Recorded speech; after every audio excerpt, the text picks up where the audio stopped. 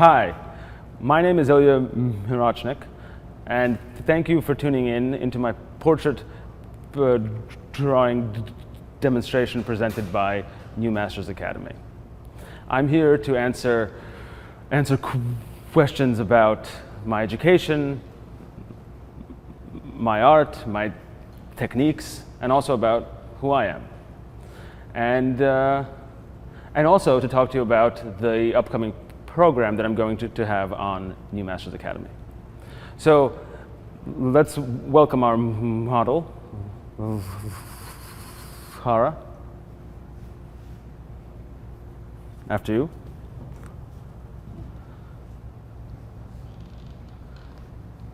Yeah, if you can, yeah, that's good. Keep, yeah, I think we're good. And so I'll be working today in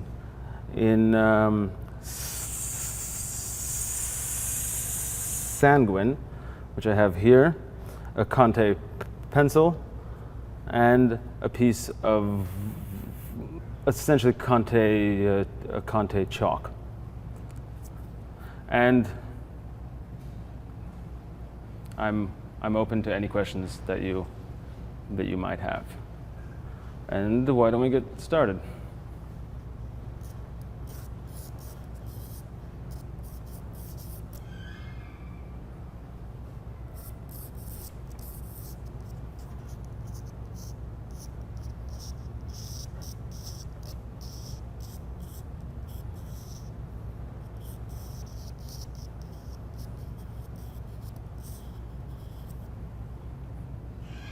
So I'm going to begin with some sort of general placement of the head, and I'll answer the questions that you have concerning my technique. But I do have to say a lot of it is going to be explained in my program, which is going to take you all the way from beginner techniques into sort of more advanced concepts and anatomy and all of that.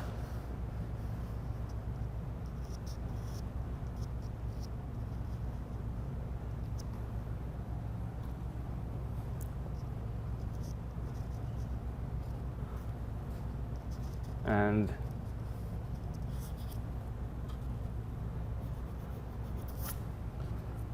you'll see there's going to be a lot of erasing, but it's a little early for that.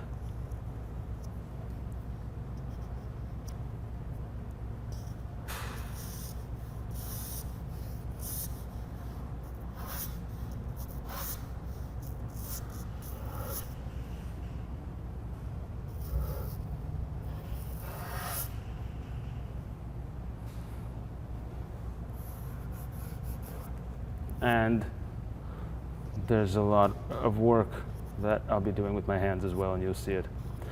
Now in the program, I'm not working a lot with the chalk, because a lot of the assignments I do in graphite pencil, because I think that they will be it'll be easier to understand a lot of the concepts that I'm talking about in a medium that you can control, especially if you don't have a lot of experience. But you'll see how the techniques, after just a fairly brief amount of time, I think you'll see how they transfer into other, I guess, more exciting media.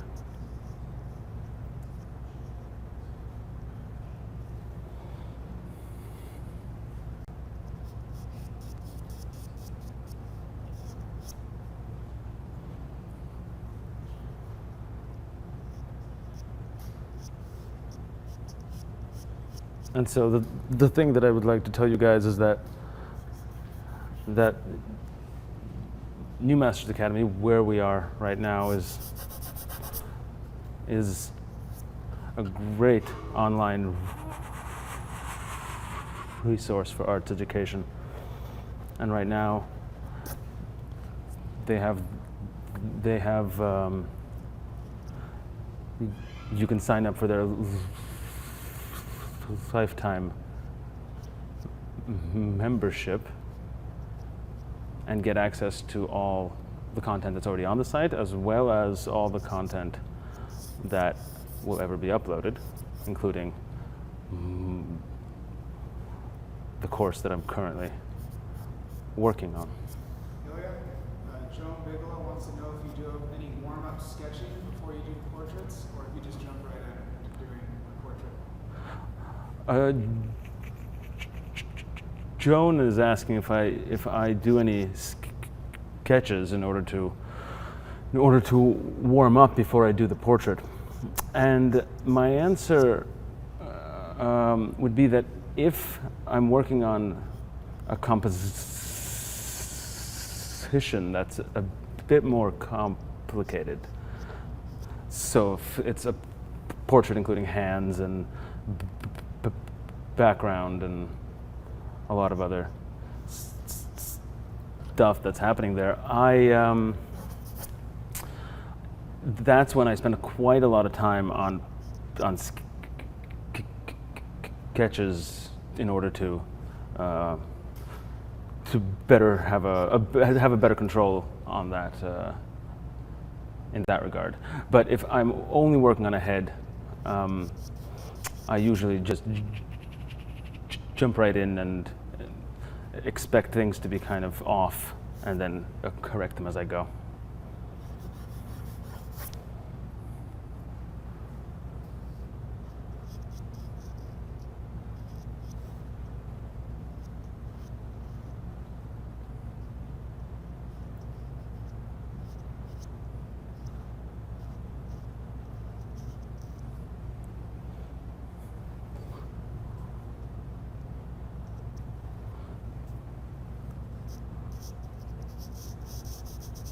And so the technique here also, it's kind of like it allows you to move everything around.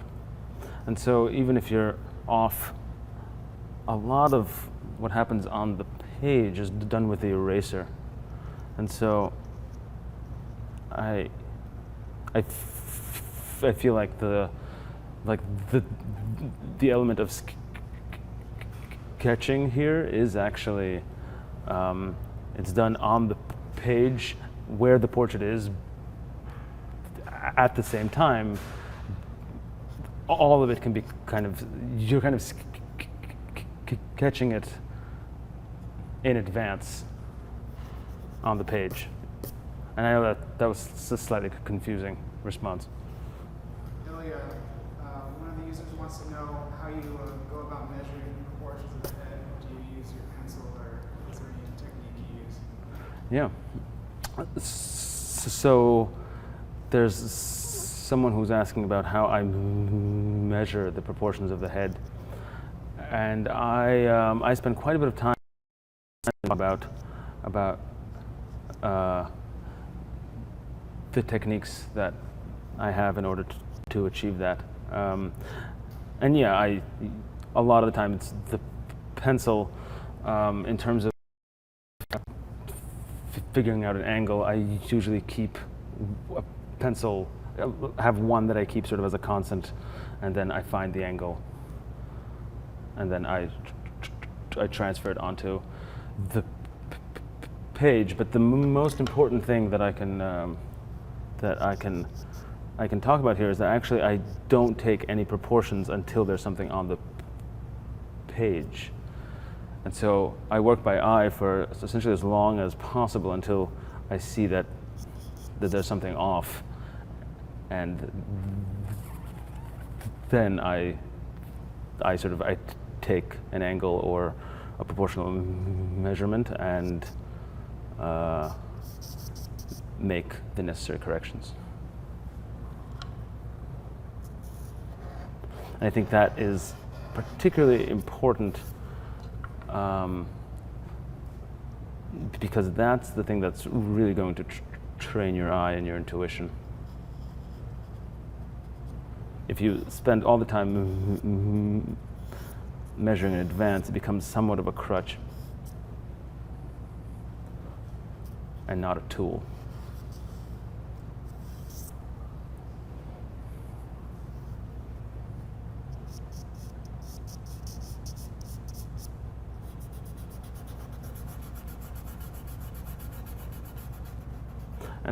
And a lot of the times, and I find it's really important to begin to actually place your areas of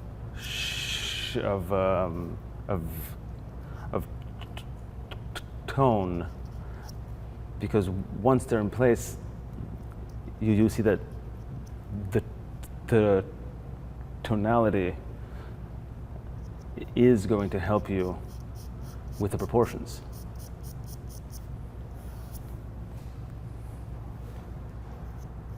And so that's what I'm doing here, and you know, there'll probably be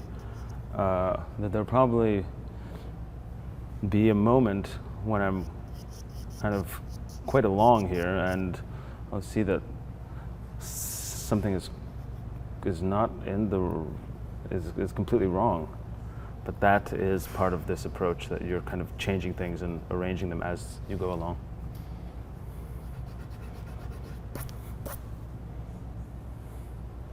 Iliya, this might be a large question, but Gabriel wants to know what some of the major differences between the Russian academic and the American approaches. So It might be too large. So Gabriel is asking what some of the differences between the Russian academic approach and the approaches taught in America is. And that is a long and complicated question. And I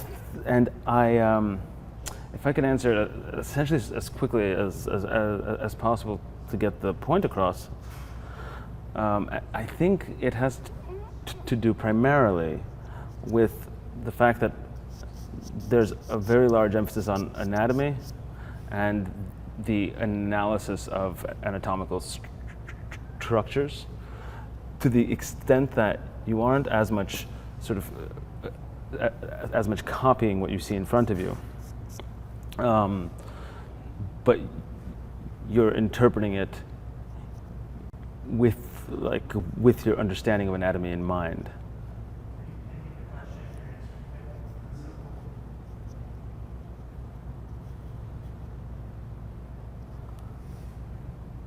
And so that's an answer.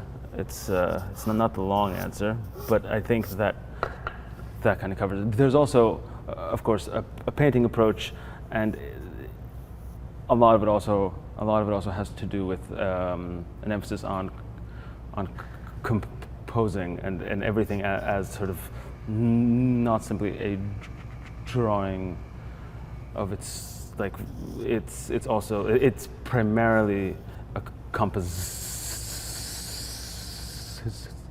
composition on the page before anything else. So placement is important, accents are important. So yeah, I don't know if that really answered a lot, but I think over time, and like upon practicing it, these things become a tiny bit more obvious. The differences I'm talking about.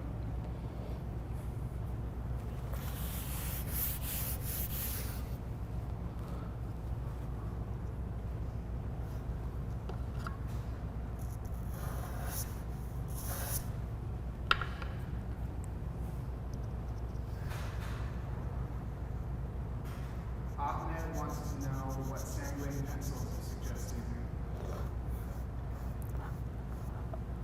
Okay, so Ahmed is asking about the pencils that I would recommend. And I've been using the Conte Paris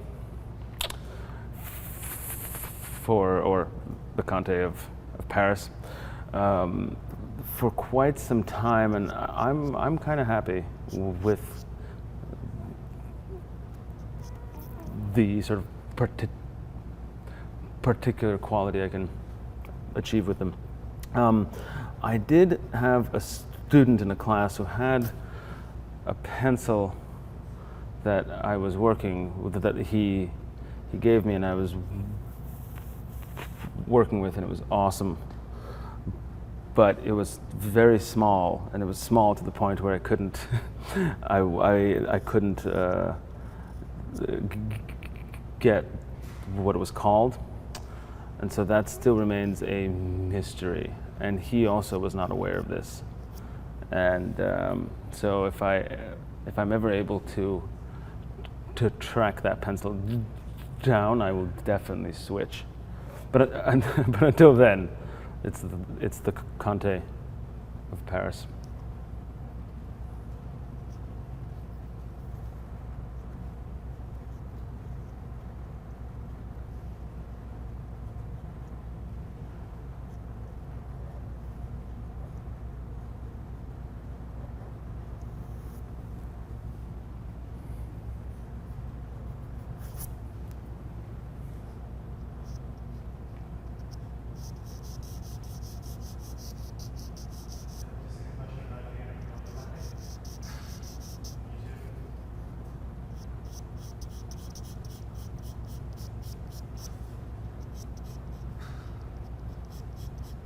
Iliya, Johnny Magic wants to know if you've ever used your art skills to get a girl that you like. Johnny Magic is asking if I've ever used my art skills to get a girl that I liked. I don't. I can't even answer that. I don't know. I don't know if it was because of my art skills or some other qualities I might possess.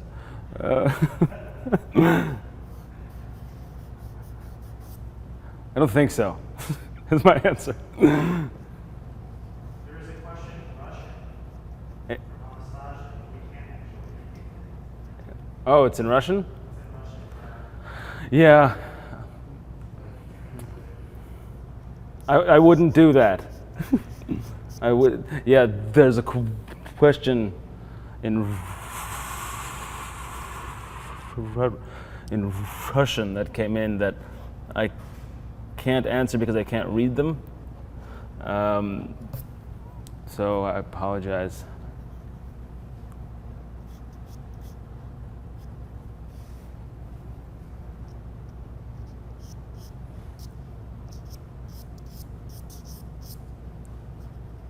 Stacy says, bonjour, I'm assuming from France.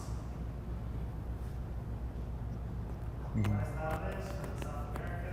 Bonjour.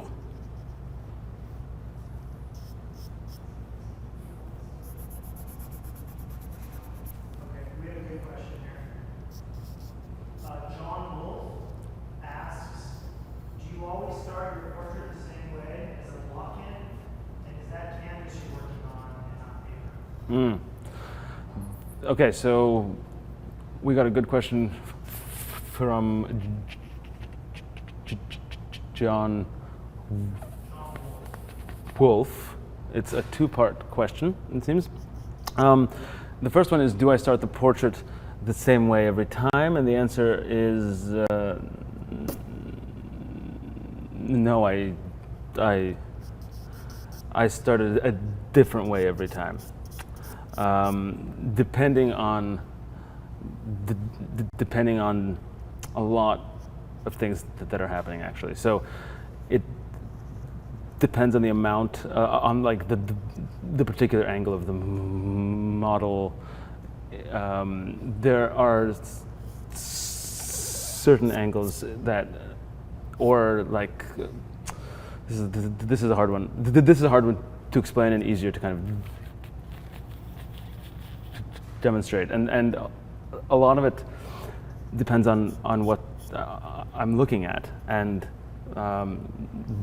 what's kind of the easiest approach that I can take to understanding what's in front of me.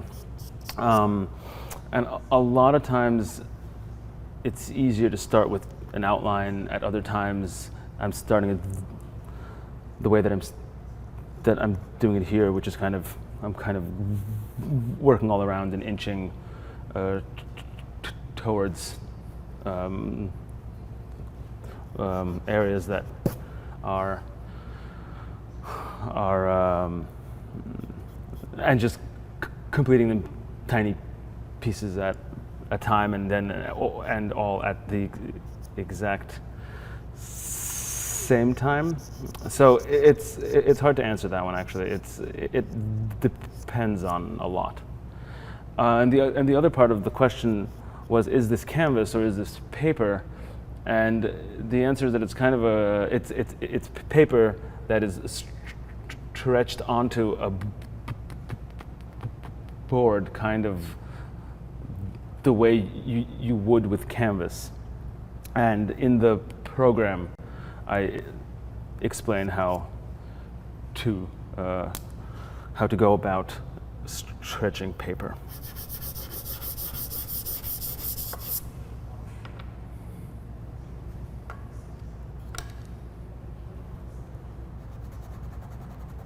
And also, it depends in terms of how I keep coming back to this because it is a very interesting question. In terms of how I begin a portrait, it also depends on the medium I'm working in. So, for example, if it's ink, then it has to be like I have to attack particular elements a bit more immediately and with more accuracy than I need to do here.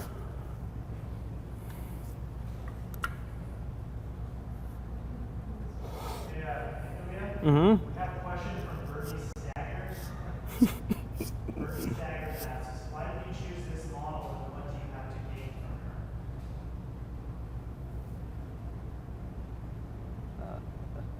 from her? So Bernie is asking, why did I choose this model? And I chose this model because she has a beautiful profile that I thought would be great in this medium also. And also a lot of the structures that I haven't been working on at the moment, but I am going to spend a lot of time on eventually, are quite prominent and easy to see.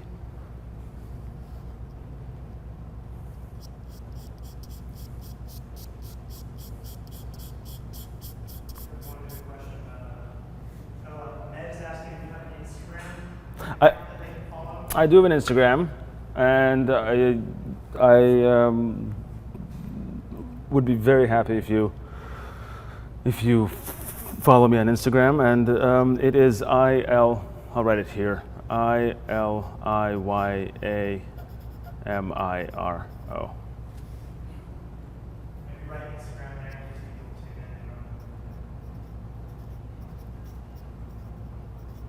And here I post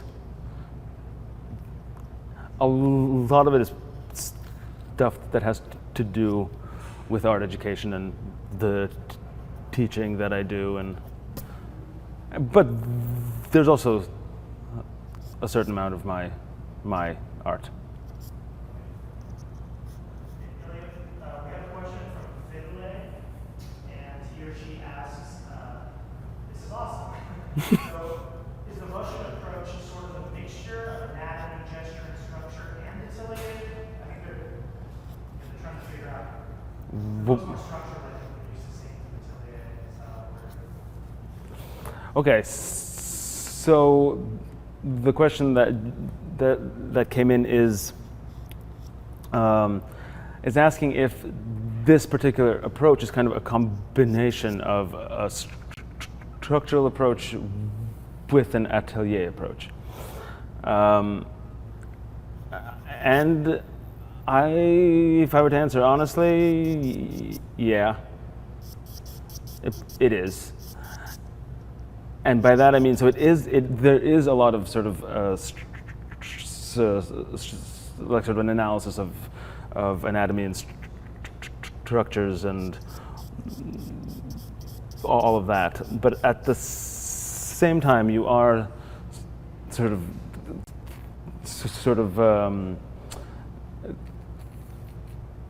taking a lot by eye, and focusing on angles and just kind of areas of tone and all that. But you're sort of allowing. You're also and yet at the same time you're constructing into it, and almost immediately, and that's the part that is the important one. Iliya, Manuel and some other users are asking what they can expect from your program, the new Masters Academy, what you will be covering. Well, so Manuel and some others are asking what they can expect from the program that I have that I'm going to have at the new Masters Academy, and the program actually covers quite a lot, and it begins with the complete basics. So almost as if you haven't ever held a pencil before, and there are tons of assignments, and then it sort of continues into the anatomy of a portrait, and then the anatomy of a nude. And so we cover specific anatomical areas. There's an écorché that a lot of the assignments revolve around, and then there's also a portrait and a nude.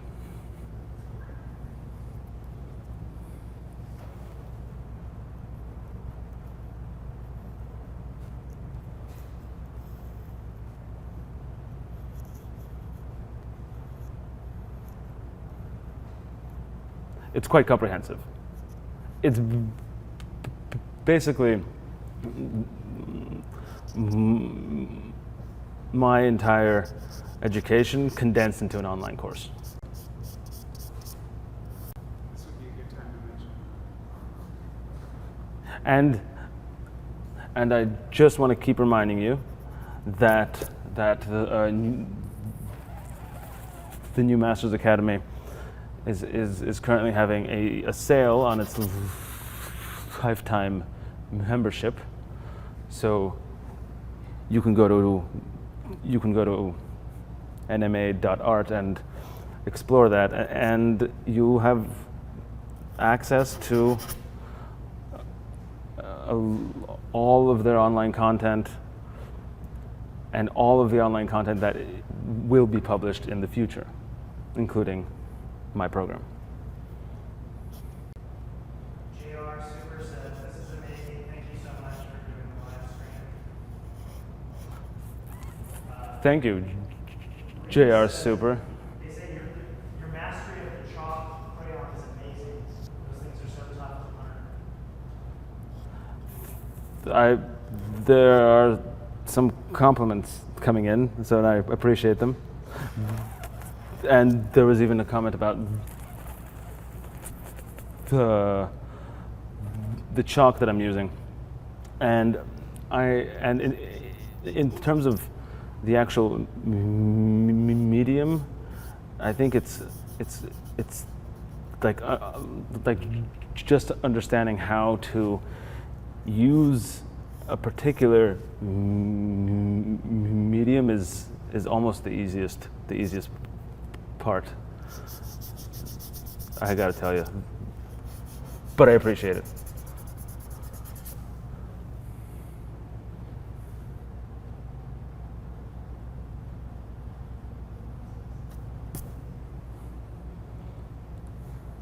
So what do we have? We have Somebody named Amy. Amy is asking.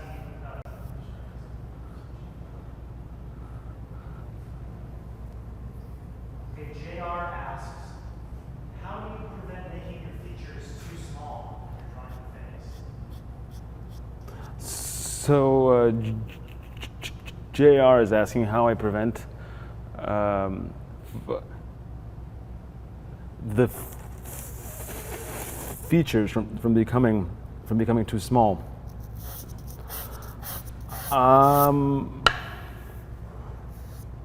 I guess proportions, and possibly an understanding of the underlying anatomical elements. So the skull, for example, if you have an idea that, like, if you have in your head that is the sort of the entirety of the orbit and the structures that are in there, then that will play, but like then you will keep, then that'll sort of keep the proportions of the features in check. So that's where the importance of the skull and the anatomy comes in as well. It's not only a structural a concept, but also a proportional one.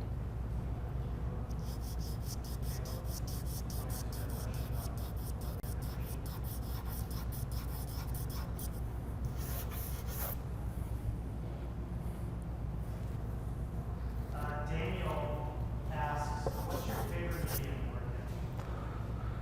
to work in? Daniel is asking what my favorite medium to work in is. And I think chalks, like the one I have here, are up there. But I've been recently working a bit more in watercolor, and I have in the past, and in school and all that, but I've been exploring that again, and I'm really enjoying it.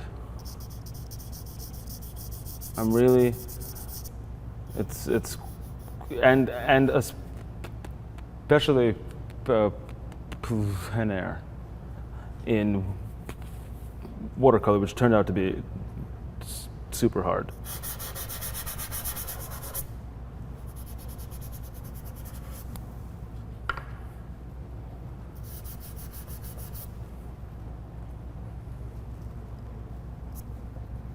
Yeah, but I mean, I am an oil painter, and I kind of step away from painting in oils, but then I always come back to it.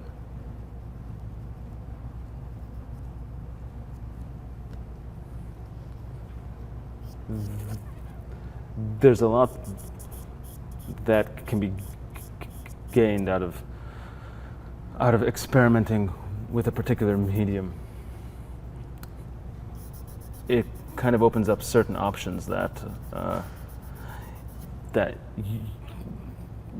you can then sort of pick up and introduce into other media.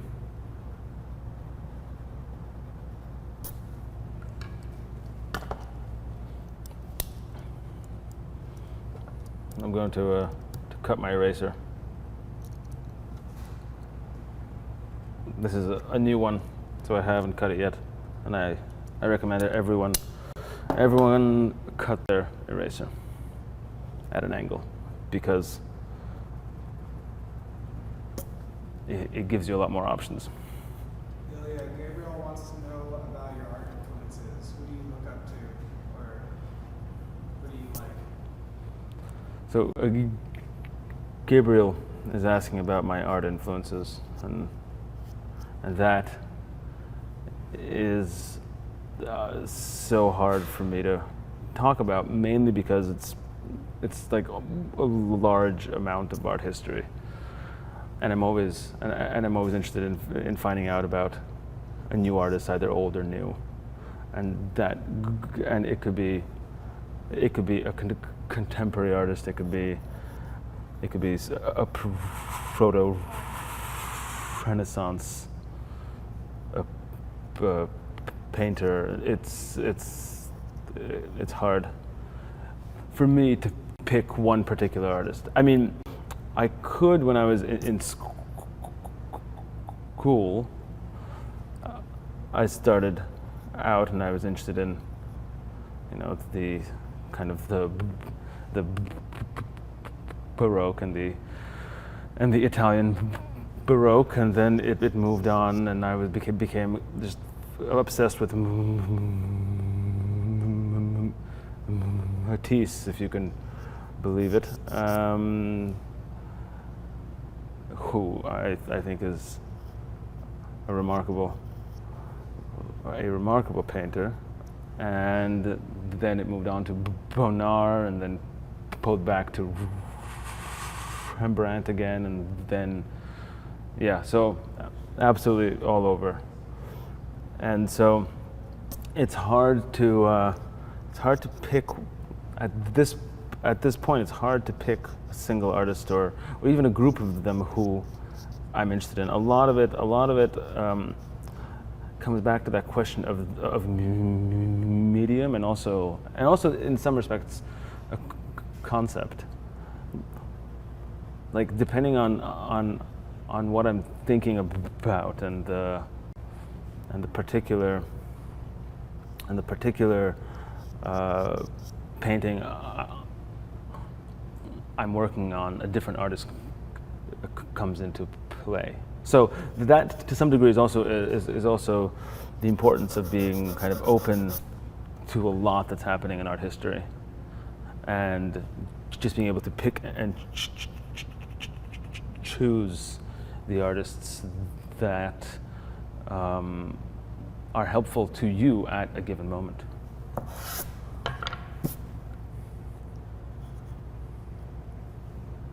Okay, so I think right now is the time for me to make sure my proportions are right. And that's also something that I talk about a lot in the program.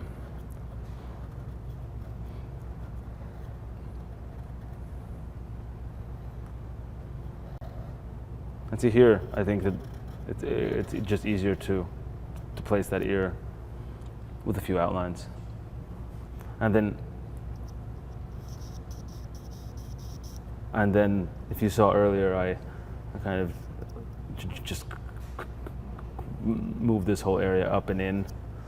And see, it's not a problem. It doesn't have to happen early on. It can happen. It's just, I think if you're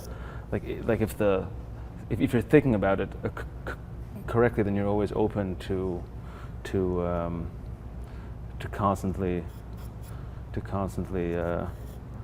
modify and correct. That's how it's not like a lot of the approaches. This approach, it's sort of always open-ended until the end, as opposed to, yeah. So, we have a few hundred people watching all over the world right now. That's cool. I'm trying to get it. Octavio is interested in how you're handling shadows. I'm not sure about the question. He's interested about how you're approaching them based on the forms of the face. There's a certain way you're going about it. Is it purely visual, or is it based on knowledge about planes? So Octavio is asking about how I am going about treating the shadows, and like, is it just kind of optical, or am I sort of basing it on an understanding of the structures? And that it's a combination, and that's the part that's the most interesting. Is that the the idea behind this approach and this type of education is that like during the course of your education, you're sort of taking all this understanding of construction and putting it on the page. However, the whole point of that is to not have that happen as often. And so a lot of it is kind of just observed, but you're still thinking constructively. So even if you're putting in like a small area that just appears in front of you, then you're a small area that's in front of you. You're still understanding why it's happening in the way that it's happening, and that keeps you sort of in check. Andy says it's almost 2 a.m. and she's staying up to watch this in the Netherlands. And JR says him and 4 of his friends are watching this from Brazil. It's 5 in the morning. So, like all the people who are up and not asleep, even though I can't imagine, I appreciate you guys are up and watching this. That's crazy and humbling. But you might want to think about sleeping. I'm just saying, you know. Karan here says, for portrait commissions, do you work from life or photos or both?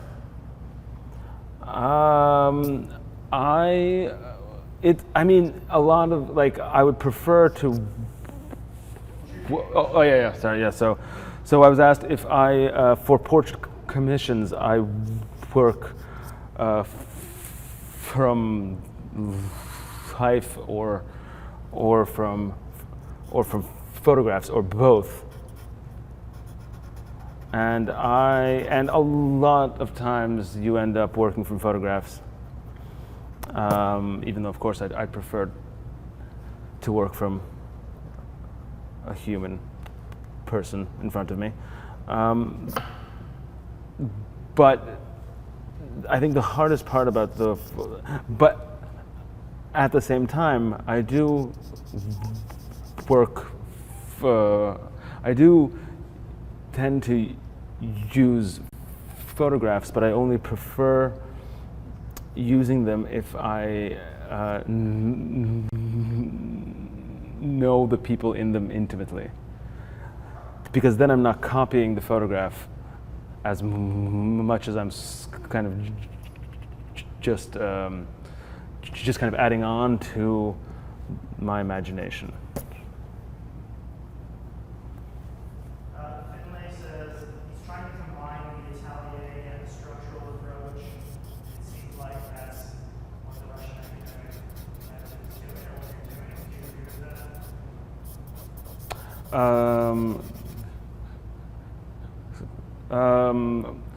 So the question that came in concerns whether I'm combining the Italian and the Atelier approaches. Yeah. Do you think your approach is somewhere between structure and like the Atelier? Yeah, and that's the part that I keep talking about. It is. I guess there are qualities here that are present in the Atelier approach. However, I do think that the thinking behind it is not exactly the same.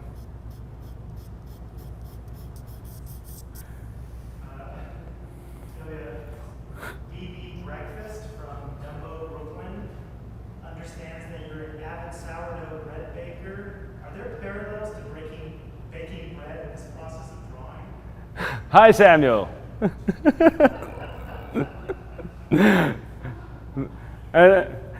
It's quicker. It's fine. This is I'm answering a question for a specific person, but I'm glad he tuned in. Ira says that you used to bring bread to class. I don't know if Leo was. Yep, I did. My God. All right, enough people that I know. Allow other people to ask questions. Doug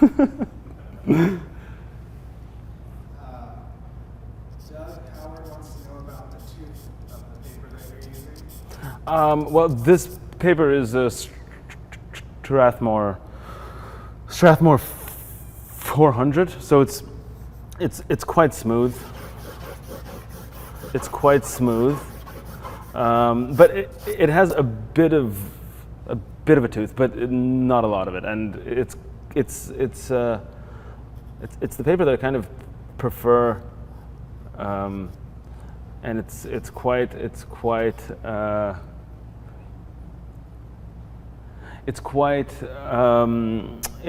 a lot like the paper I used in school, which, yeah, that's all it is. It's just like it says. It's the closest that I was able to get to the paper that I used in school, and it was the and of course that's not the only paper I use, but here when I'm sort of talking about the techniques that I did in school and whatnot, and it's I think it's helpful in, like, I'm just comfortable working on it, and it allows for sort of a large amount of like, despite being smooth, it allows for sort of a large amount of texture and textural application of the medium.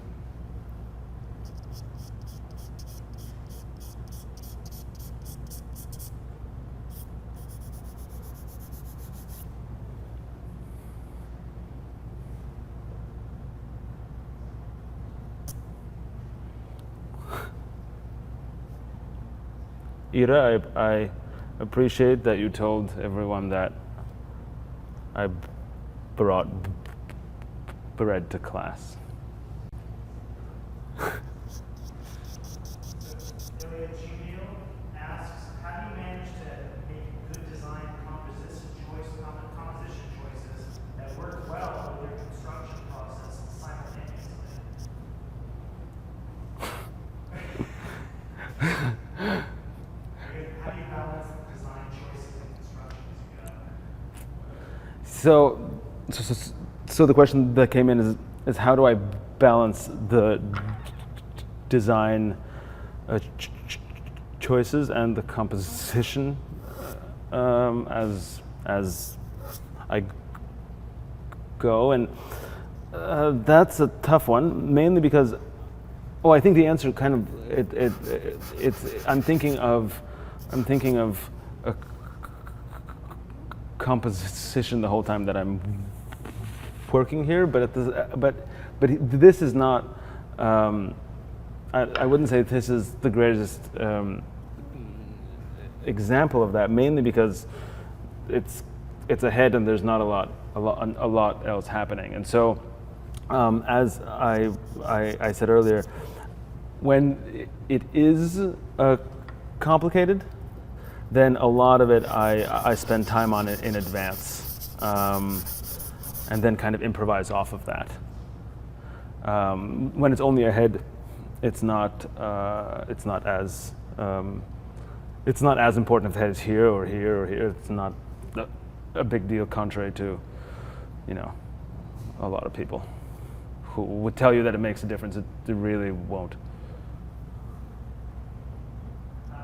Kyle Mustachia asks, are the darker outlines a step in the process, or is that part of your style?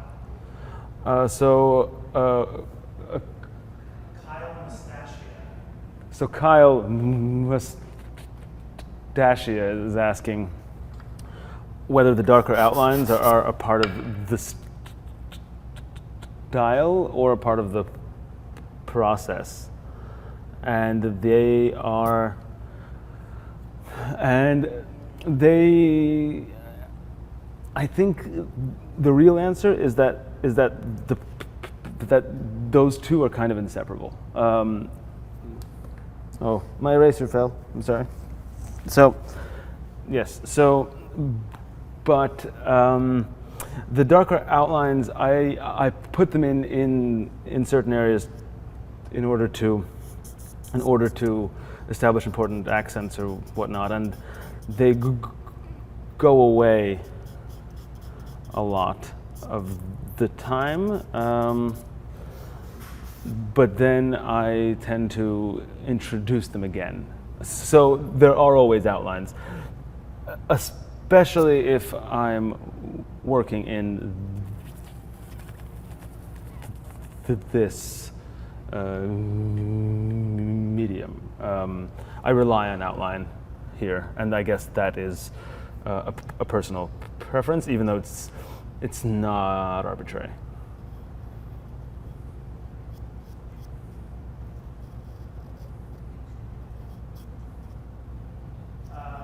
Iliya, Fat Flava says that he was looking at your Instagram page, and it looks like you're an accomplished sculptor as well. Can you talk a little bit about that? So Fat Flava is saying that there's also sculpture on my Instagram, and if I can remember correctly, there's only a single portrait on there, and I'm not an accomplished sculptor, but I have sculpted, and that's something I enjoy a lot if I have the opportunity. And so, and to tell you honestly, that was what I wanted to go to the academy in St. Petersburg. Initially, I wanted not to go into painting, but to go into sculpture. But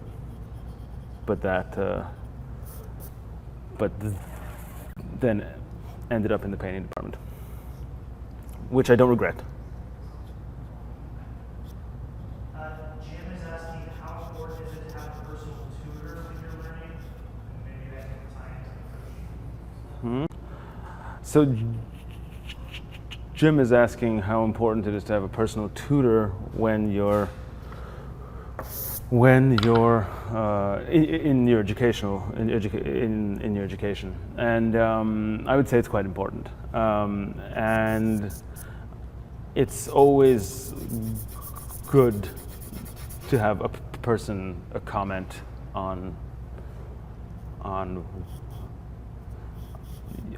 the assignments. So, and I know that it's not possible to always get the kind of instruction that you want in the like in the areas where you are, and that is why the new Masters Academy offers a coaching program, which is a great opportunity to have artists comment and critique assignments and give you assignments and talk to you about all of that. So I would definitely go to nma.art and explore the options they have in their coaching program. And I've been a part of that also, so I'm a coach on there. Amy is asking, how long did you study at the Repin Academy? So Amy is asking how long I studied at the Repin Academy, and I studied for a total of 7 years in the academy, as well as an added amount of time where I took a few courses at the academy before I went over there, and actually and enrolled in a course they have in order to prepare you for the entrance exams, and then I went and did the entirety of the academy.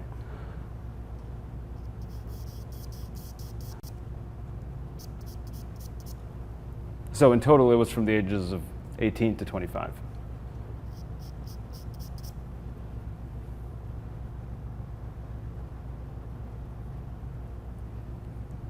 About under 8, and it's a long. It's long. It's a long time.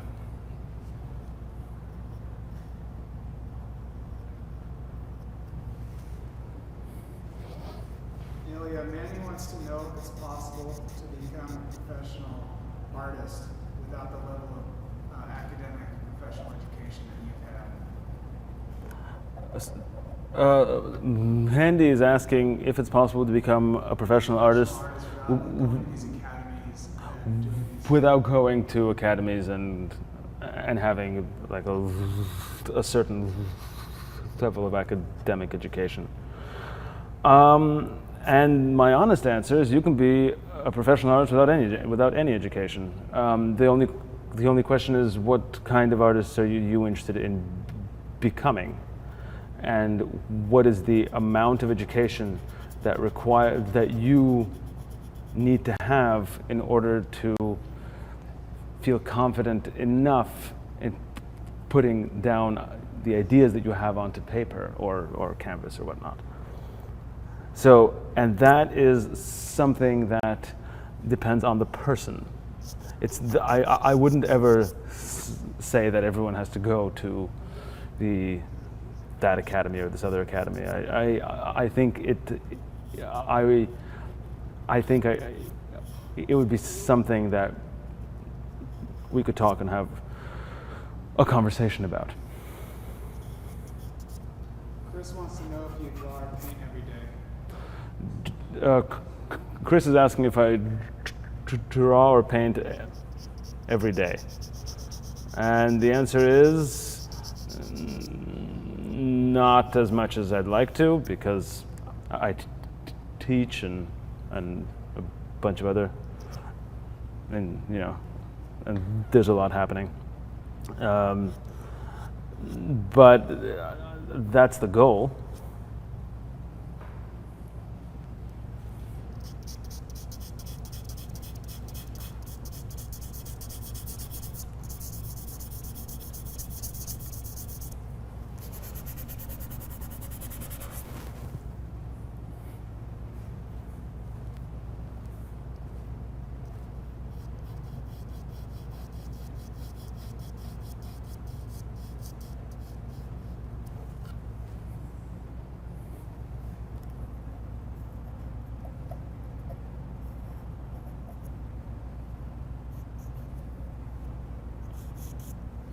Are you okay, Laura? You sure?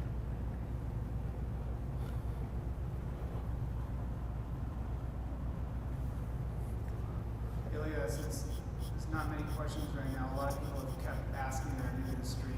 What pencil are you using? What tools Oh, yeah. are you using? Could you take another quick second to talk about that? So the people who are just tuning in, I hear a lot of you are asking about the pencils that I'm using, and I'm showing it here. It's the Conte of Paris. That's the thing that I'm using primarily. Also an eraser, and honestly any eraser is okay. And I would use a few of these, the stumps, but I've been kind of relying a little more on my hands here. So I might as well just use them. I have them here in my hand.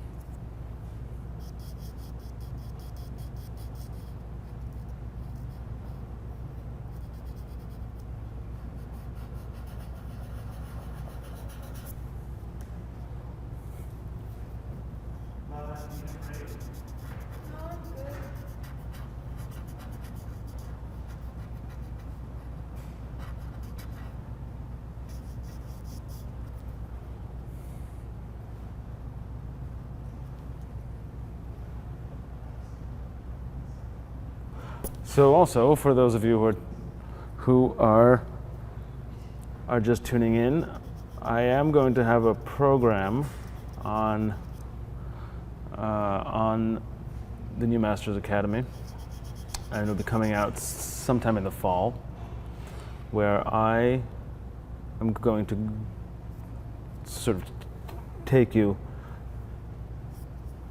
through a condensed version of my education, essentially.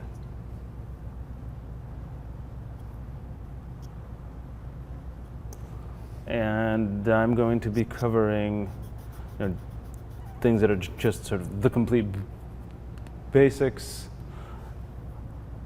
that will definitely be helpful if you haven't ever held a pencil before, and sort of going into the anatomy of the head and the human figure, and taking it piece by piece and analyzing it and drawing it and talking about it without sort of making it an anatomy course, while still focusing on the drawing process.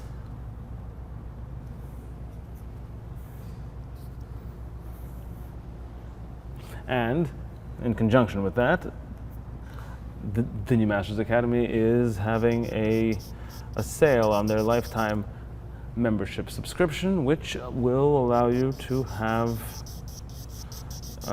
access to all of their current online content, as well as all the content that's going to be published, including my course, my program. Iliya, Luca wants to know if you ever feel like your work is good enough. Huka wants to know if I ever feel like my work is good enough. And the answer is very rarely. And there's usually something wrong with it anyway. So there are times where I feel like I've kind of got something across that I'm happy with, but it's usually only a part, and for the most part, no. However, I have discovered that when I am really unhappy, you either have to start again, or that's actually like a sign telling you you're quite close to completion.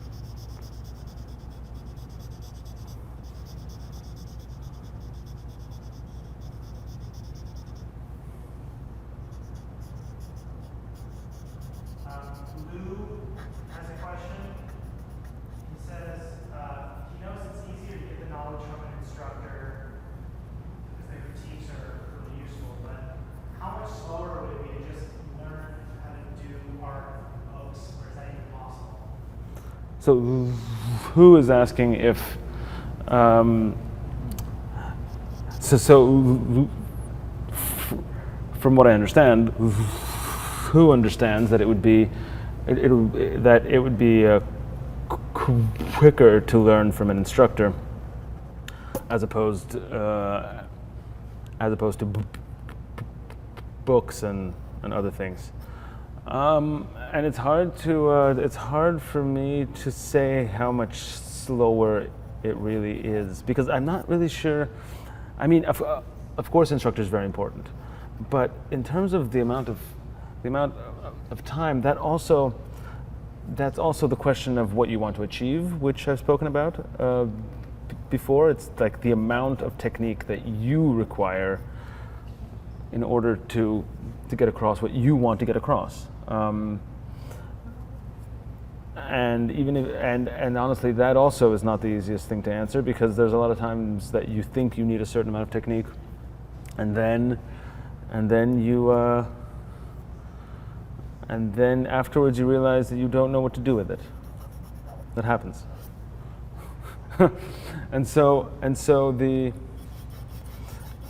interesting thing about that question is I think it's not even so much about the instructor, but it's more about the practice. I think the amount of time has to do more with the amount that you practice than it does with like the actual like you having an instructor. Well, this was wrong the whole time.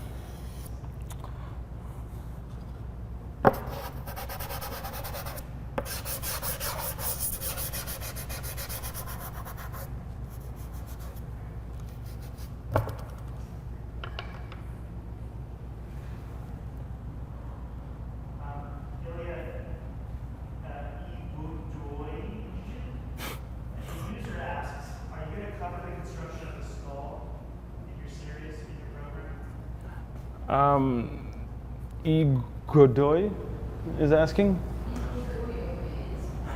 I'm sorry if I forgot your name wrong. Is asking if I'm going to cover the construction of the skull in the program, and the answer is absolutely.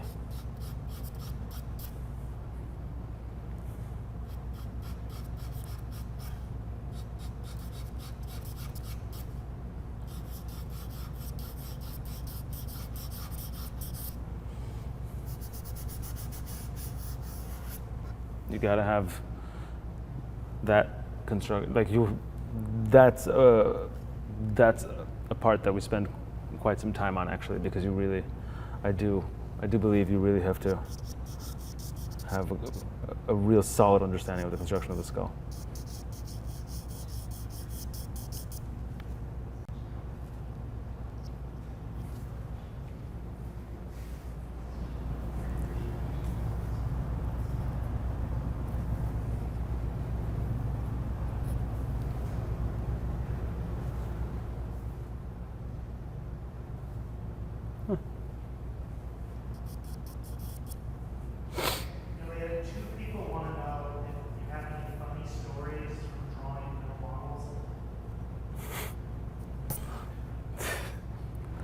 Two people want to know if I have any funny stories from experiences with real models.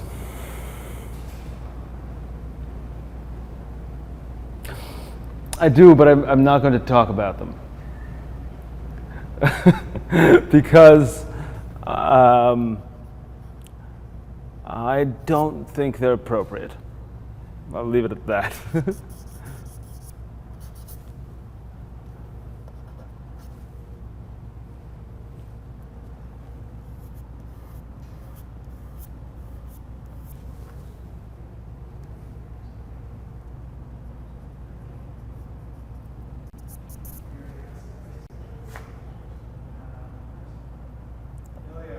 Yep. Lucas wants to know if you ever exaggerate the features of the model that you're working on to better fits the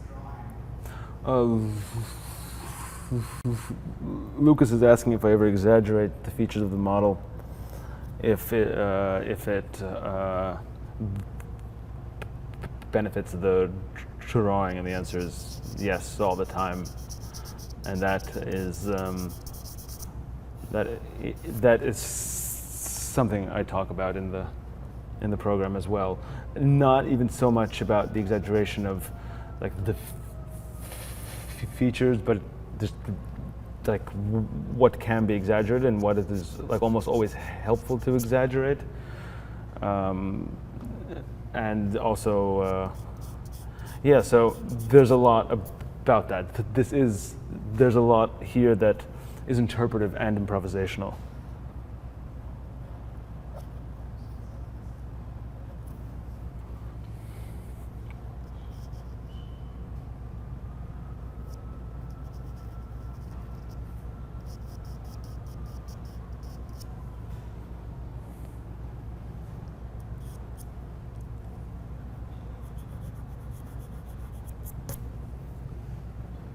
How are we on time? We're 1 hour. Yeah, it's 5:11, so we got Okay, yeah. I'm just not aware of the amount of time that has passed. We've got some final numbers aren't in yet, but over 10,000 people looking at that so far. Over 10,000 people have seen this. I hope. Yeah, that's a lot. Says the model is doing so great. Yeah, Gabriel's saying how great our model is, and I've asked our model if she needs a break, but she said no. But that offer still stands.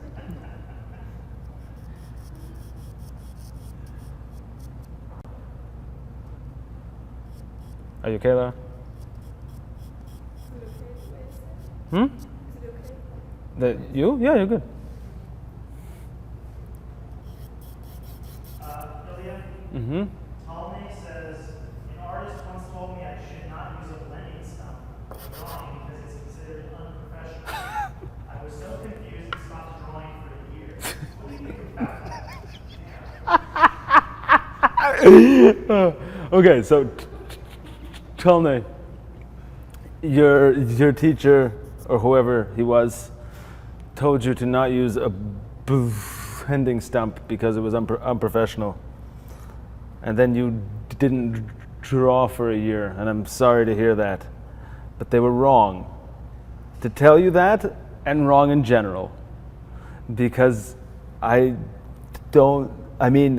they explained, that's not an explanation. There is a reason to use one and a reason not, perhaps, depending on the assignment, depending on what you're trying to cover or what concept you're trying to grasp. But I think that whenever anyone tells you use this or don't use this, and that's just mad. So I'm sorry that you spent a year in this sort of had a hard time with that. I apologize.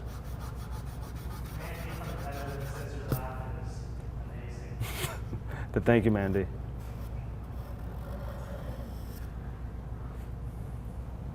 Mandy says also, do you take breaks a lot when you're drawing real models? Yeah, Mandy's asking if I break a lot when I'm working from a model, and the answer is I break all the time, and this right now is almost unusual. That I've gone an hour and have not taken a break. And so usually when you see me asking a model, do you want it to take a break? It's more like, I need the break, please take a break. Yeah, no, it's fine. I'm fine, but like,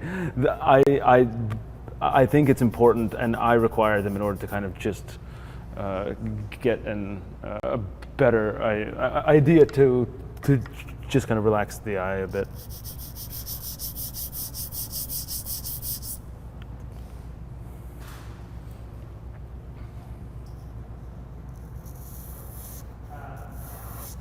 Ari wants to know, actually the JRF, this is a different JR, what's your advice for learning plateaus? What happens when you feel like you're not improving? JRF is asking, what's my advice when you feel like you've hit a plateau, like you're not improving? And the reason I hesitate to answer that with just an answer, just like a straight answer that will solve all the problems, is that it of course depends what that plateau is and what exactly you aren't improving on. And so I have a few answers. So, and I think like you can't approach the concept of improvement as some sort of overall improvement. Like you have to sort of figure out what you're working on at a given moment. So if I simplify, let's say you're working on color or anatomy or whatnot, and as soon as you hit a plateau in that particular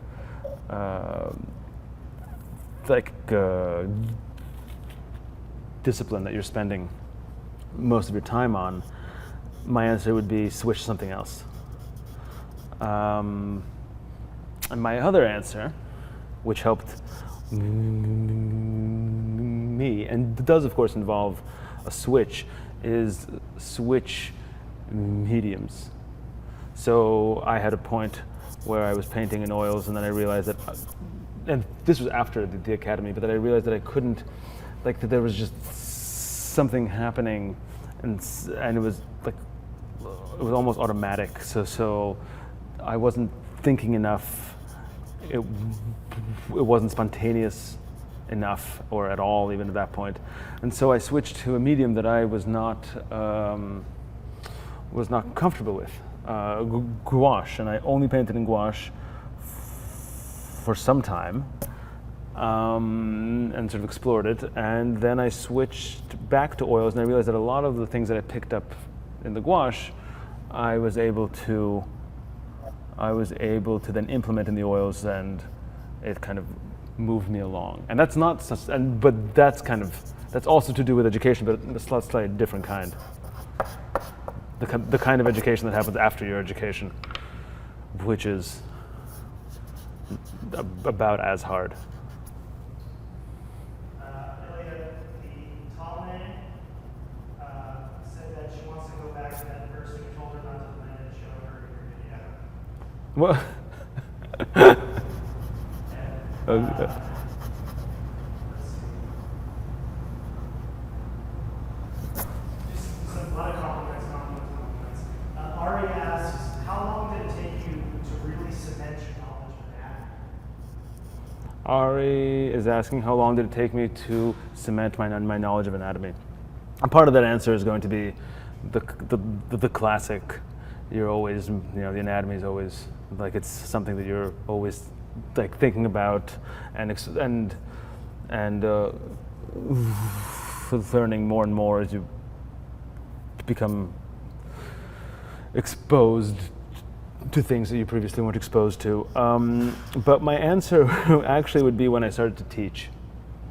There were a lot of things that I realized that when I taught, I would tell my students about, and I realized that it was something that I could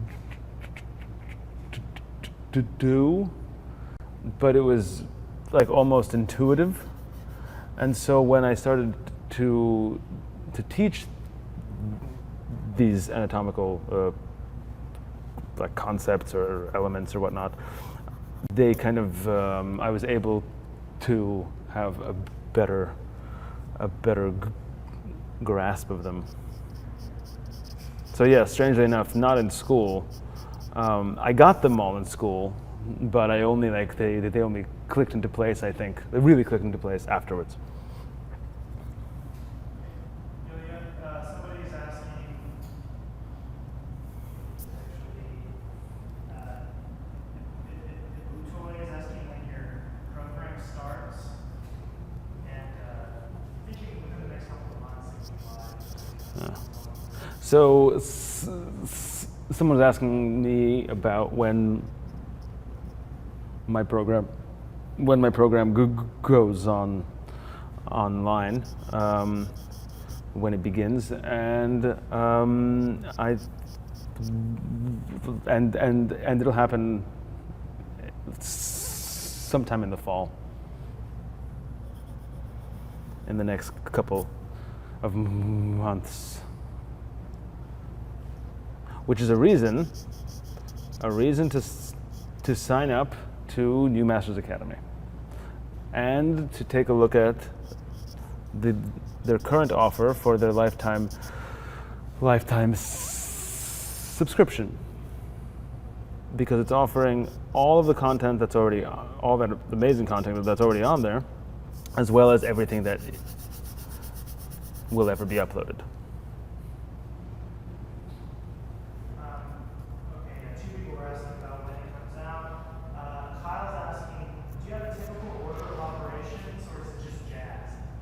It's jazz. So I was asked if I have a particular order of operations, or is it jazz, then it's jazz. Though jazz is not without its order of operations. But there's a lot of jazz. which I also think is part of the approach. So, and that's an interesting thing, and that's kind of a reason to check out my program, mainly because I think it kind of opens up a lot of what is only picked, like a lot of what can only be picked up online based on work done at the academy, but all that, for the most part, that you're able to see is work that's completed. And I think if you see it all happen in front of you, and not only here, but actually sort of like kind of see it happen with certain kinds of explanations and all of that and assignments, you I think will get a better understanding of this particular approach and how it's a unique approach.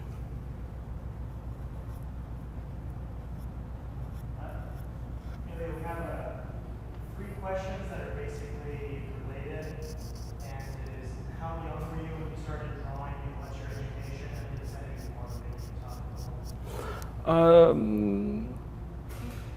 about? So there are a few questions about my education and how young I was when I started, and I started around the age of my interest began around the age of 11, which is young, and then my education began around the age of 12 or so. And I kind of simply began to be interested in comics and things like that, like a lot of people. But my parents were always supportive and were and told me about the academy in St. Petersburg, and this particular approach that here I am talking to you about. And so I was aware of that from quite a young age. So I studied with teachers who all had a similar kind of education in art academies all over the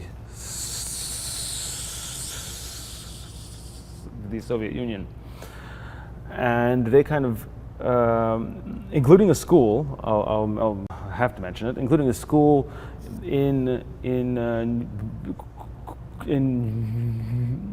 New York, in Queens, called the Bridgeview School of Fine Arts, where I was also an instructor until quite recently, after I had already graduated from the academy. And so I've jumped ahead a little bit. So my education, yes, I'm sorry, let me remember my train of thought. So my education was along the lines of this approach, and so it was sort of obvious that I would continue with this approach in college. And so I went over with the support of my parents and their encouragement, and I went to the academy in St. Petersburg and graduated and got my MFA and came back.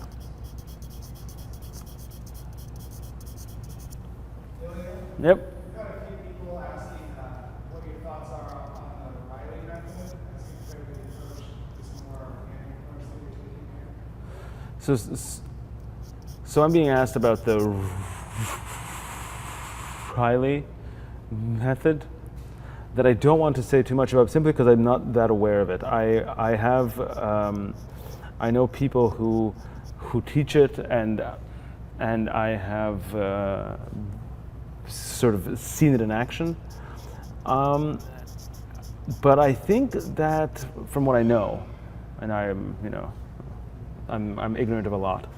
From what I know, this is in some way a more organic approach. I think, once again, I might be wrong, that the Riley method offers a certain kind of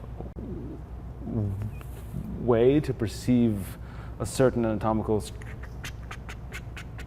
structure and a way to place it on the page. And from what I've seen, it has kind of a fairly clear,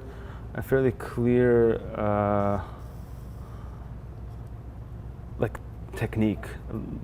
Like they all, like you can kind of pick out a drawing done in that way rather easily. That being said, you can probably pick out a drawing done in this approach rather easily as well. So, so yeah, but at the same time, I think they're quite close. I think it's important that there's analysis involved. You're not simply copying. Are we ever simply copying? I don't know. Some people are. And that's fine. I'm not saying anything bad about any approach. I'm just presenting mine. Iliya, we're talking about Omar. I know you said it before, but can you tell people, what people ask what your program is going to cover? So I'm being asked again about what my program is going to cover. And my program is essentially a condensed version of my education and important concepts that are covered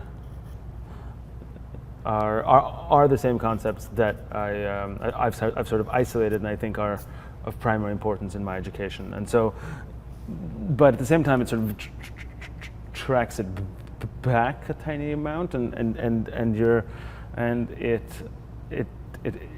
it gives us there's an introductory course that is I think perfect for people who actually haven't had any experience at all, and I think it prepares you. It gives you in the most simplified way possible an into this kind of analysis, and then it moves on, and we cover anatomy, the anatomy of the head, and so sort of piece by piece, and then we move into the anatomy of the human body and work from a model, both in the portrait and the nude. So there's a lot. It covers a lot.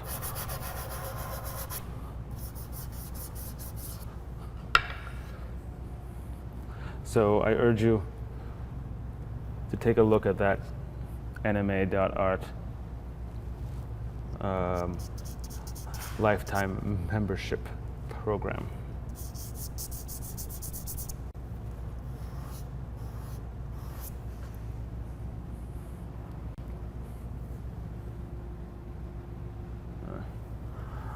I just looked at.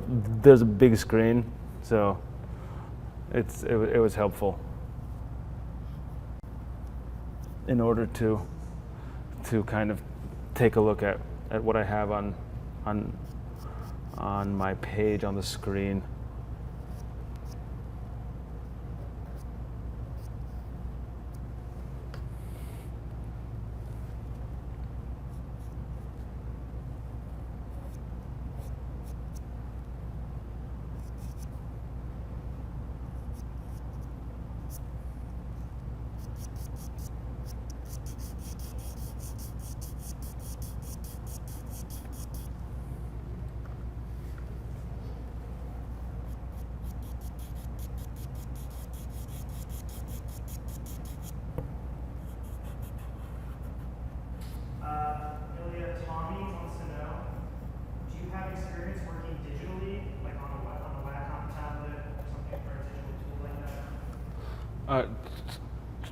Tommy is asking if I've experienced working digitally, and not a very large amount, but I have been exploring that more and more. Not in any way that's quite complex. It's mostly on Procreate and the iPad on the iPad Pro. But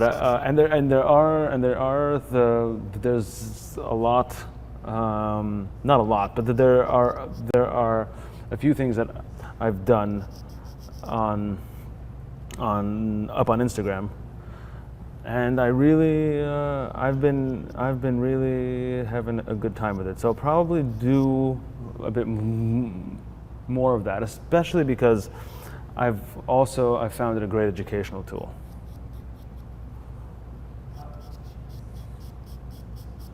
As in, I can,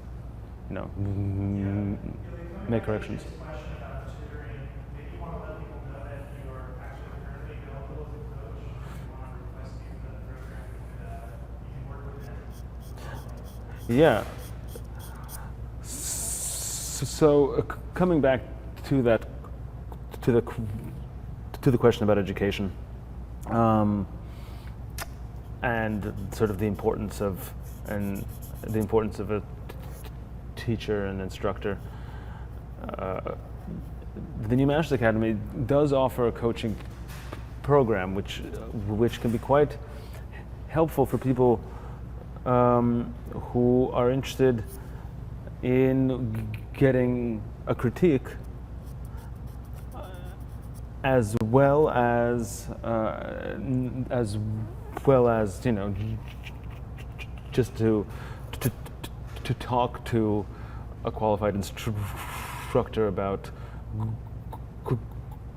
goals that they have, and then get comments on and like talk about different ways to achieve the goals that you might have as an artist, as an aspiring artist. And so so I would definitely check that out on nma.art. And I happen also to be one of those coaches. So if you are interested, you could request me as a coach, and we can take it from there.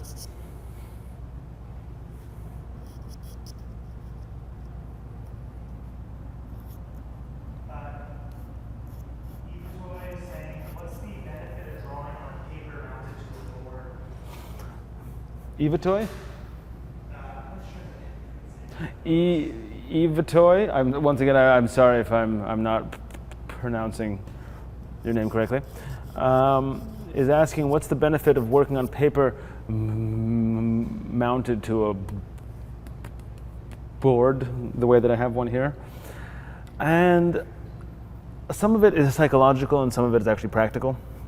The practical aspect really comes into play when you're erasing, for one, and as you see, a lot is done with an eraser, so you can easily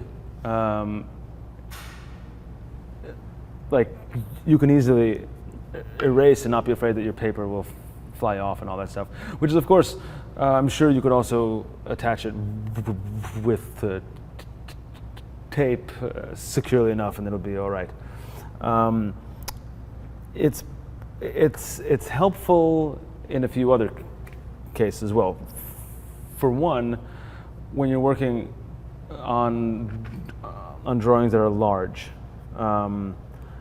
it can be quite helpful because it's just sturdier, and also allows you to sort of just kind of attack it and do pretty much anything you want, and be confident that your paper is going to remain where it is.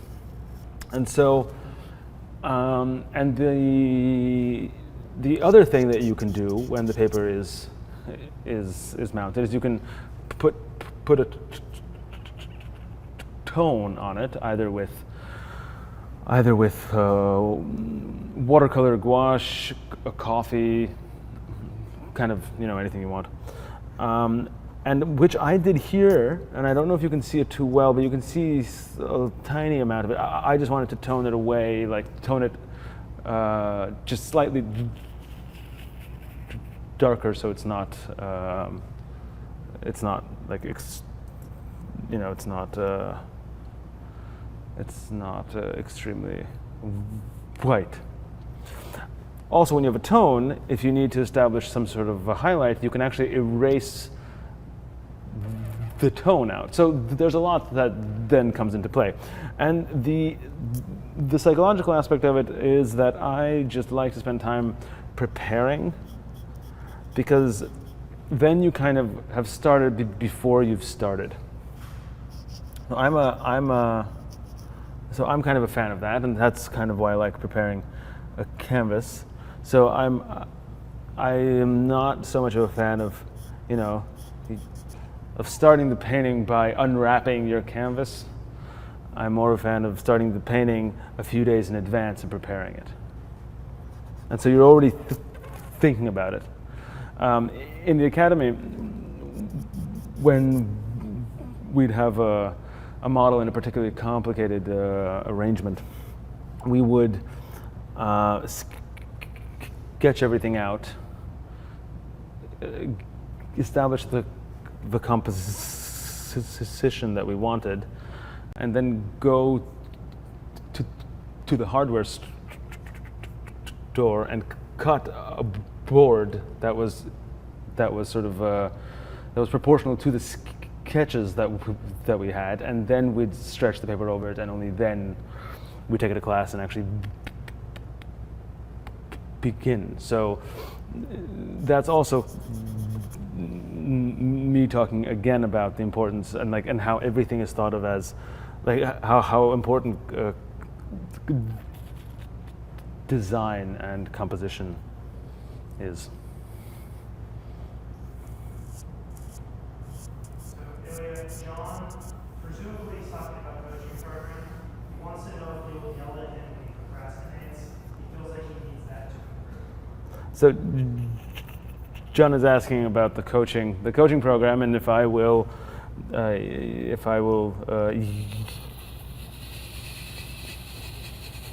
yell at him if he procrastinates, and he feels like he needs that, then yeah, why not?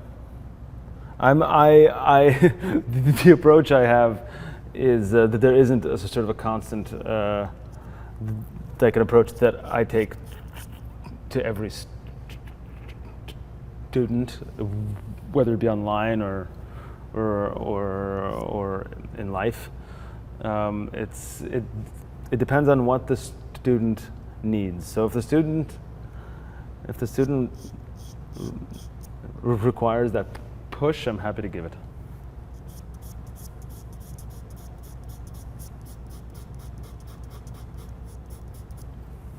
Ahmed wants to know, if you want to get better, how many drawings should you do a day? Ahmed wants to know. Ahmed or Ahmed? Ahmed. Ahmed. I'm sorry. Yeah. Wants to know how many drawings one needs to do a day to improve, and that is, of course, I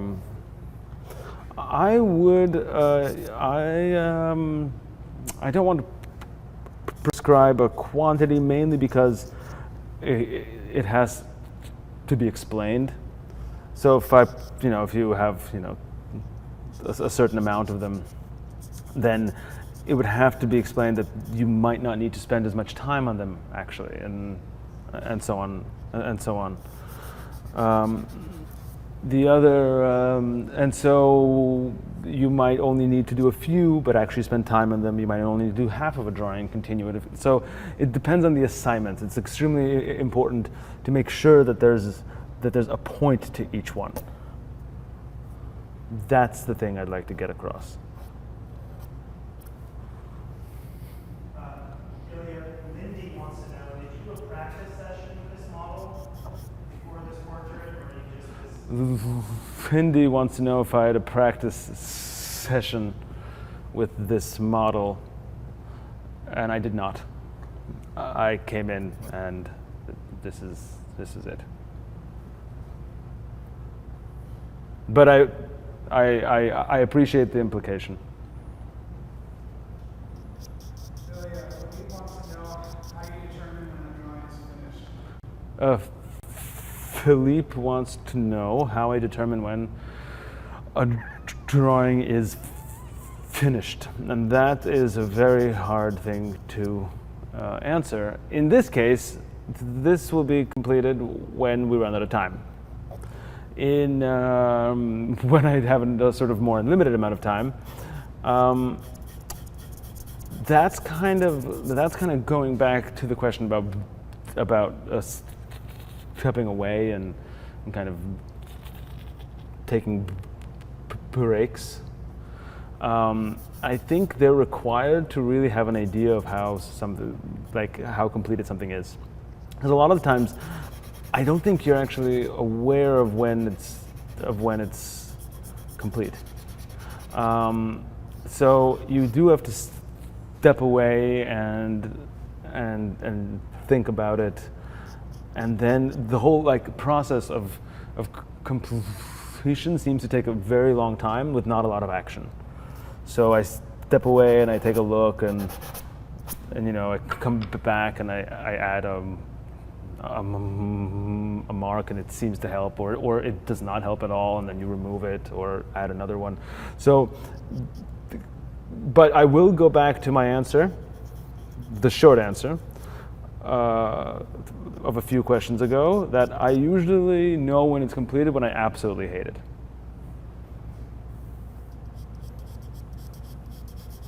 He says you're very brave for doing a session like this. Thank you, Mindy.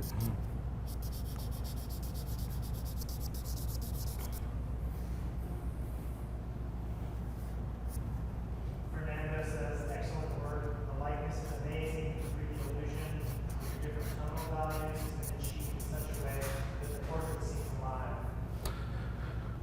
Thank you, Fernando. Andy wants to know, does it matter if the artwork has some smudges? Andy wants to know if it matters if the artwork has some smudges. And the answer is that that's up to you, and it depends on what you think of the smudges I have here. If they're okay, then they're okay. I usually do tend to clean them up afterwards and during the course of the drawing, but I usually have them, and I don't think it matters. Not here, at least. I don't think it matters here. I'm sure that there are times when it can. But that's usually sort of part of the concept. It's when you want a look that's very clean.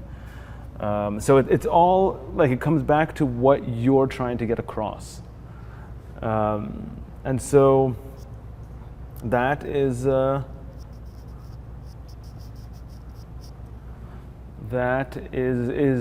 my answer, essentially. I have smudges all the time, and honestly, all of the drawings that I have been doing for the course all have smudges on them. But I don't think that takes away from them. 15-minute mark. Okay, so I am going to step away and take a look, because now it is time to kind of complete some things.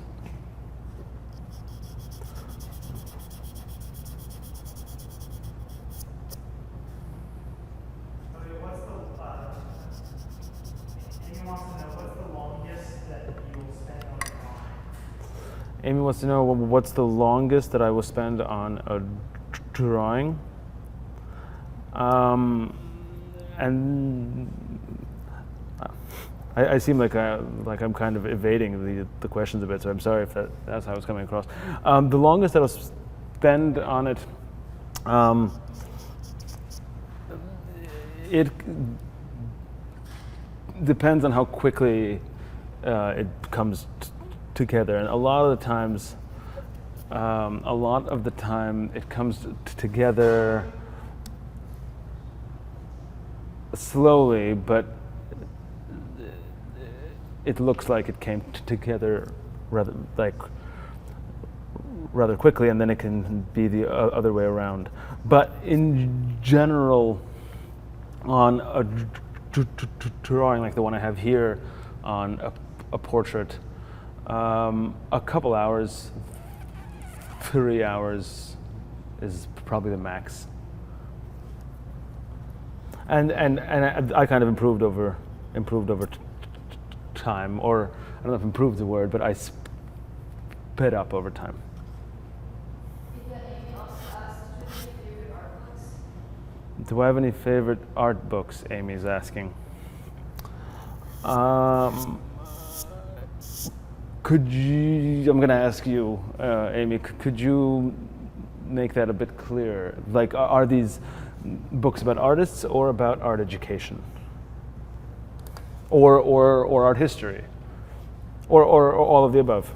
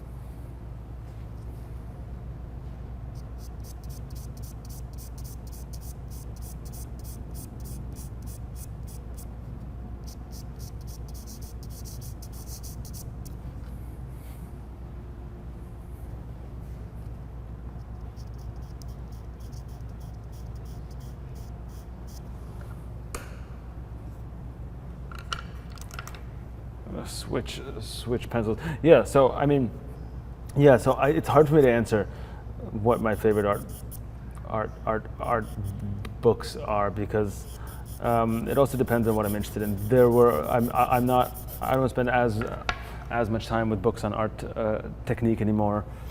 It's more about art history and theory, if stuff like that. Yeah. Bob saying that he wishes he could draw like this, but with his digital program, he can take a photo and trace, which helps. Do you have any thoughts on that? Bob is saying he wishes he could draw like this, but he could take a photo and trace. Okay, that's an interesting. I'm not entirely sure of the question, but I'm not. I mean, I guess that is your interpretation, but I'm not entirely sure that this looks like a tracing. I think there's a bit more interpretation happening here, and the problem with the tracing is that isn't something that you can achieve as easily. It can be achieved, but I think in order for it to be achieved, it requires an understanding of how to draw from life.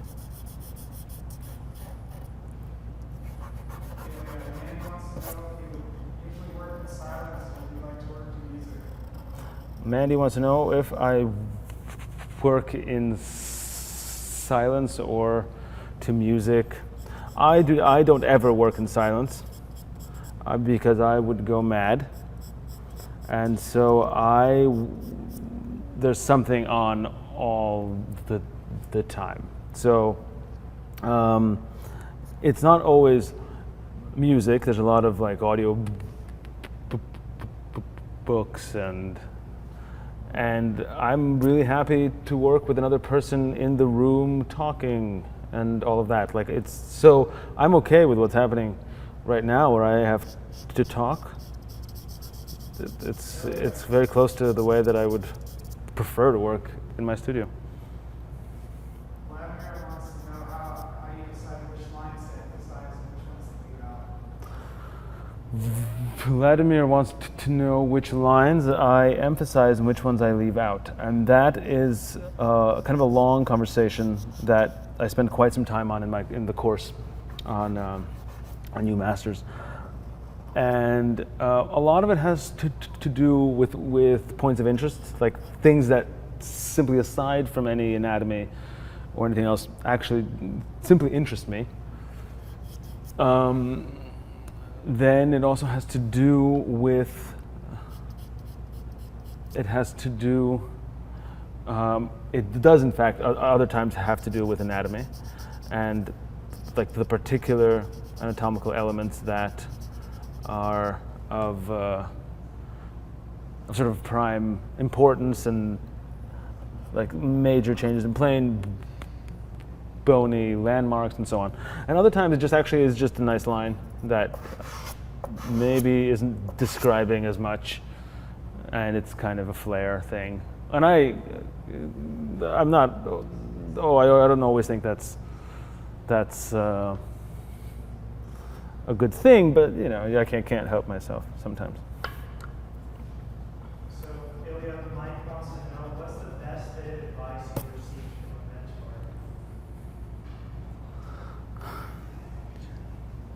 mentor? Okay, so Mike wants to know what's the best bit of advice I've received from a mentor.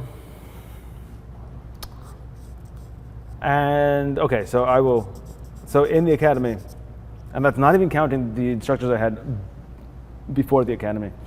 In the academy, I had about 20 instructors, all of whom helped me along the way, both in terms of technique and as artists, as an artist. Like so, and so, I honestly have to say I haven't been thinking about it in a long time.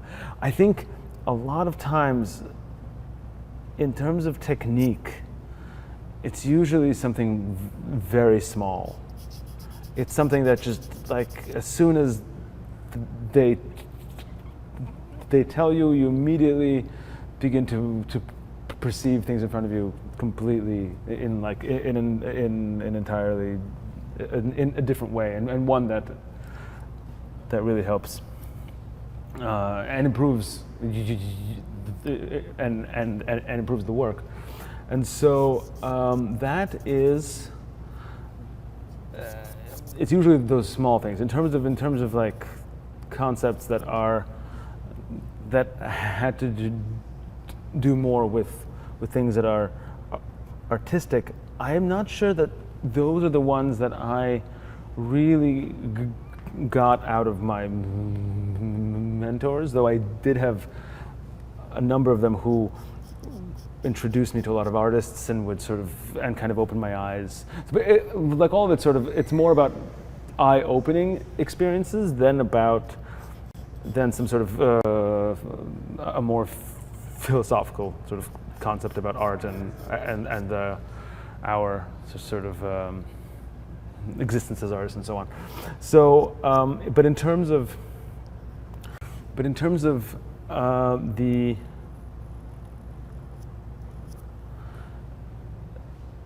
really things that I've picked up that were very important for me as an artist, I got them from my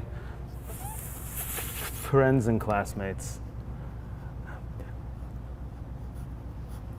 The things about who it is, like what it is to be an artist. We have 5 minutes left, Iliya. Maybe you can just remind people where they're going to be able to learn more from you. Yeah.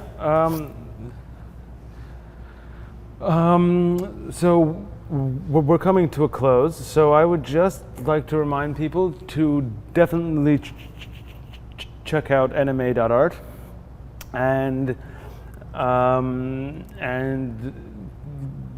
think about subscribing, and also think about subscribing to their lifetime program, which offers access to all of their content and all of the content that will ever be uploaded, and including the program that I'm recording. And also, I would like to remind people that I am a program coach in the New Masters coaching program. So if you're interested in sort of talking to me about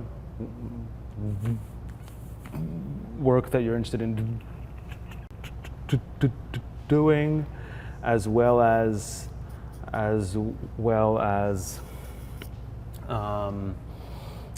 coming up with a plan and allowing me to provide a critique, all you have to do is request me as a program coach after signing up. So I think that's all we have time for, and I hope you enjoyed it. Thank you for not taking a break at all. That was incredible. And I hope you enjoyed it, and I hope to see you again. Thank you.